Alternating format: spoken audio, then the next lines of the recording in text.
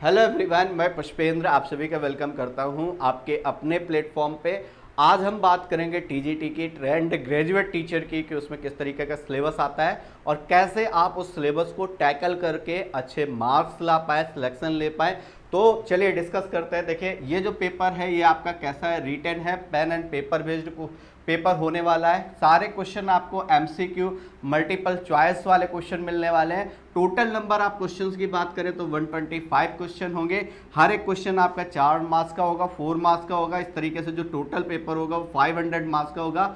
Time duration आपको 2 hours का मिलने वाला है। और इसके बाद एक बात जो आपको ध्यान रखनी है वो नेगेटिव मार्किंग है, तो आपको सारे के सारे क्वेश्चंस क्या करने हैं, अटेम्प्ट करने हैं। क्लियर? तो ये तो बेसिक बातें हैं जो आपको पता होनी चाहिए if you are going to attempt for TGT.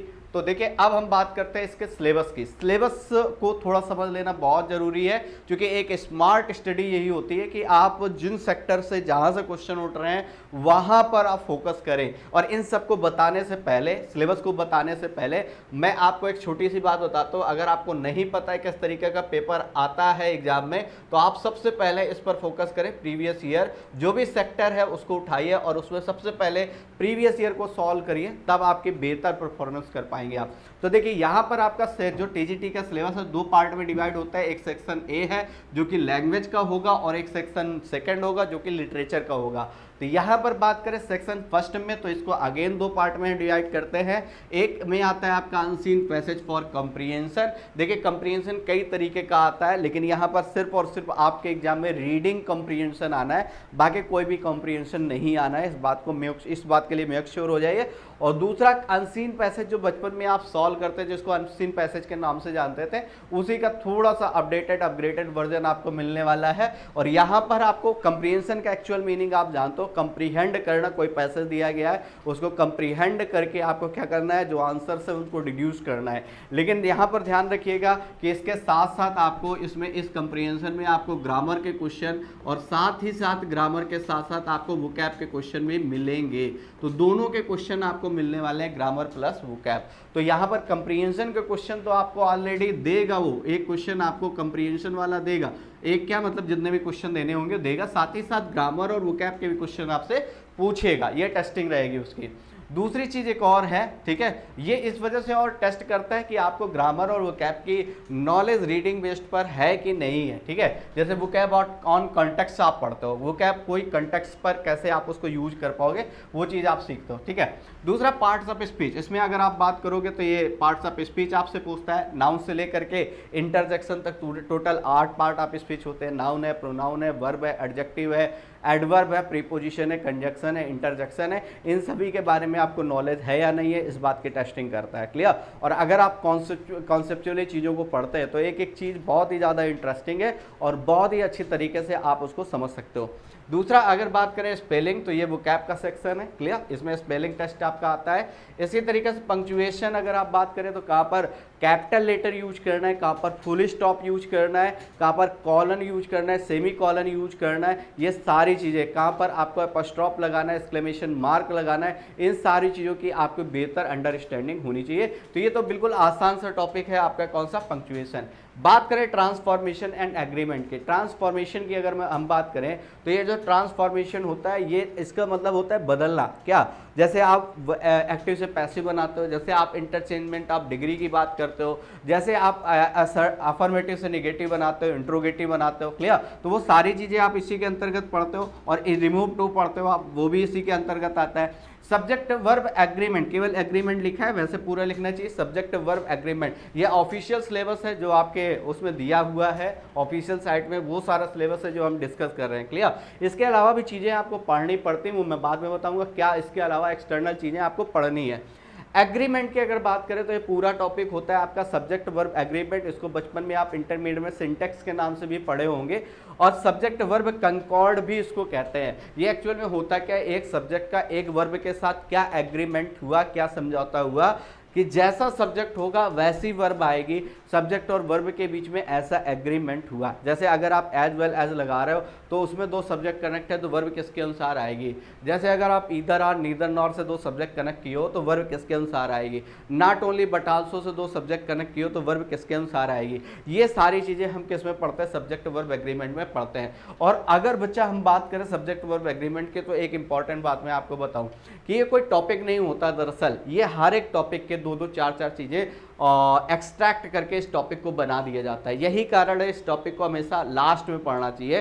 कारण क्या है, इसमें नाउन के भी यूसेज है, प्रोनाउन के भी हैं, वर्ब के भी हैं, एडजेक्टिव भी है, कंजक्शन भी है, प्रपोजिशन भी है। इन सभी के यूसेज को मिला करके ये टॉपिक बना दिया जाता है आपका कौन सा, subject verb agreement. Clear.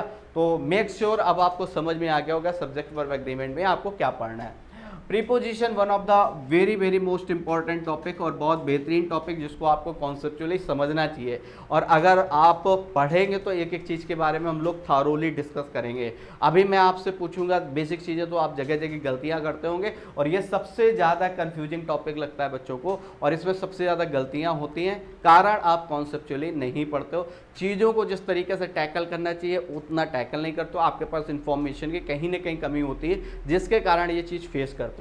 Narration direct indirect आप जानते हो, क्लियर। तो ये तो सिंपल सा है, आप हमेशा पढ़ते रहे बन जाएगा। टेंस जानते हो आप, ये भी कॉन्सेप्चुअली मैं आपको एक एक चीज़ क्लियर कराता हूँ किस तरीके से हेल्पिंग वर्ब बनी, कैसे मेन वर्ब बनी, क्लियर। टेंस की पूरी टेबल कैसे करोगे, टेंस के यूसेज क्या है उनको कैसे टैकल करोगे, ये सारी चीज़ें। इसके बाद वोकैबुलरी की अगर बात करें तो यहाँ पर इसमें आपको देखने को मिलेगा सिनोनिमस, एंटोनिमस, मतलब पर्यायवाची, विपरीत, और इसके अलावा वन वर्ड सब्स्टिट्यूशन, अनेक शब्दों के लिए एक शब्द, क्लियर।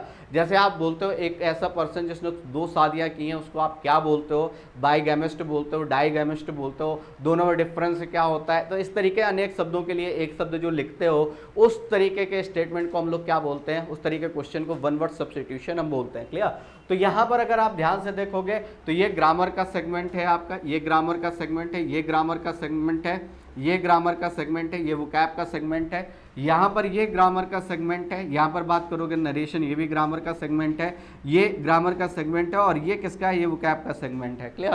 तो यहाँ पर क्वेश्चन आपको ग्रामर से, वोकैब से, और दूसरा जो अलग सेक्शन था आपका कंप्रीहेंशन, वहाँ से देखने को मिलते हैं। दूसरी बात अगर चले तो दूसरे सेक्शन में हम लोग किसकी बात करेंगे, लिटरेचर की बात करेंगे। सेकंड स्टेप में इन्होंने कैटेगराइज किया है और उसमें लिटरेचर को रखा है। लिटरेचर को फर्दर दो पार्ट में कैटेगराइज किया गया, एक दो क्या है आपका फॉर्म्स ऑफ लिटरेचर और एक है authors and there works, clear. Forms of literature क्या होती हैं, लिटरेचर की कौन कौन सी फॉर्म है, जैसे आप इलाइजी की बात करते हो, जैसे आप ऑड की बात करते हो, एपिक की बात करते हो, बैलेट की बात करते हो, क्लियर। ये क्या है, जैसे सटायर की बात करते हो, ड्रामा की बात करते हो, प्रोज की बात करते हो, ये सारी चीज़ें हैं क्या, ये किसके अंतर्गत पढ़ते हो आप, फॉर्म्स ऑफ लिटरेचर के अंतर्गत पढ़ते हो, क्लियर। दूसरी बात करें तो ये आता है authors and there works, author और उनके वर्क्स कौन कौन से होते हैं। और बेसिकली आपके एग्जाम में अगर बात करें टीजीटी की तो केवल 4 राइटर हैं, जबकि पीजीटी में आपको more than 17 writer, approx 20 writers पढ़ने पड़ते हैं, क्लियर। इसमें हम बात करें तो जो इंग्लिश के सबसे बड़े विद्वान, प्रकांड विद्वान या सबसे बड़ी शख्सियत की बात करें दैट इज विलियम शेक्सपियर के बारे में आपको पढ़ने को मिलेगा। जॉन मिल्टन, अगर ये बहुत ही अर्ली एज में डाइड ना हुए होते तो शायद एक अलग लेवल पर होते। जॉन मिल्टन के बारे में पढ़ोगे, वर्ड्सवर्थ बहुत ही बेहतरीन पोएट हैं, इनके बारे में पढ़ोगे, जॉन गॉल्सवर्दी इनके बारे में आप पढ़ेंगे। तो ये 4 राइटर तो आपको बेसिकली पढ़ने, लेकिन एक चीज़ और आपको ध्यान रखनी है कि ये 4 राइटर किस किस एज से बिलोंग करते हैं, ये ध्यान दीजिएगा, ये छोड़ देते हैं आप, इसलिए यहाँ पर बहुत ज़्यादा इंपॉर्टेंट हो जाती है एजेज, क्लियर, एजेज, ठीक है। इंग्लिश लिटरेचर की जो भी एजेज है, ठीक है, वो बहुत ज़्यादा इंपॉर्टेंट हो जाती है, यहाँ पर उनका रोल इंपॉर्टेंट हो जाता है, क्लियर। तो ये आपको ध्यान देना है, ये आपका सिलेबस है, ठीक है। और सिलेबस में सबसे ज़्यादा बच्चों को दिक्कत आती है लिटरेचर वाले पोर्शन को डील करने में, क्लियर। तो वहाँ पर या तो आप खुद से कर सकते हो, इन्फॉर्मेशन सारी कलेक्ट करो हर जगह से, और उसको करने से पहले आप क्या करिए, प्रीवियस ईयर उठाइए और देखिए क्वेश्चन का पैटर्न कैसा रहा है, उसके बेसिस पर आप चीज़ों को तैयार करिए। अगर आप किसी टीचर की मदद से करते हैं तो ये सारा का सारा काम टीचर का होता है, उसके बाद आपको चीज़ों को केवल मेमोराइज करना रह जाता है, चीज़ों को समझना रह जाता है। चलिए, तो ये बेसिकली हमारा पूरा का पूरा सिलेबस है टीजीटी का, ठीक है। तो अगले सेगमेंट में हम आपके साथ मिलेंगे एक नए सेक्शन के साथ, वो आपका लिटरेचर का ही सेक्शन होगा पहला, उसके बाद ग्रामर के सेक्शन में भी हम लोग डिस्कशन करेंगे और इस तरीके से अपना सिलेबस बारी बारी से हम लोग कैटर करते हुए चलेंगे, ठीक है। तो आज की क्लास के लिए बेसिकली इतना ही, मिलते हैं नेक्स्ट सेशन में, तब तक के लिए थैंक यू क्लास।